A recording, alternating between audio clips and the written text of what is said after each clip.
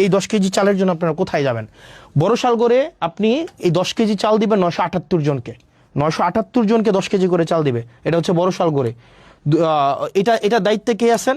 এটার দায়িত্বে আছেন আপনার হচ্ছে আলহাজ আব্দুল আওয়াল চেয়ারম্যান। আপনার আওয়াল চেয়ারম্যানের কাছে যাবেন, ওনাকে গিয়ে বলবেন যে সবচেয়ে প্রান্তিক আয়ের 978 জন 10 কেজি করে চাল পাবে।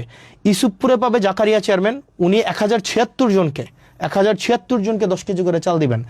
তারপর হচ্ছে রসুলপুরে পাবেন শাহজাহান চেয়ারম্যান, উনি দিবেন 1222 জনকে 1222 জনকে।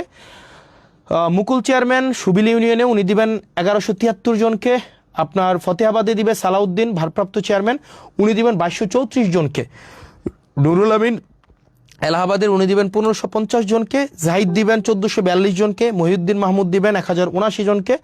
এরকম করে করে হুমায়ুন কবির, জাহাঙ্গীর, মনিরুল ইসলাম, অর্থাৎ আমাদের 15টা ইউনিয়নের, আবার দেখেন 15টা ইউনিয়নের কে কে দায়িত্বে আছেন, দেখেন 15টা ইউনিয়নে কে কয়টা করে কার্ড পাইছে এগুলো কিন্তু দেওয়া আছে। এখন আপনার কাজ হচ্ছে এই জিনিসগুলো একটু দেওয়া। এবার আসেন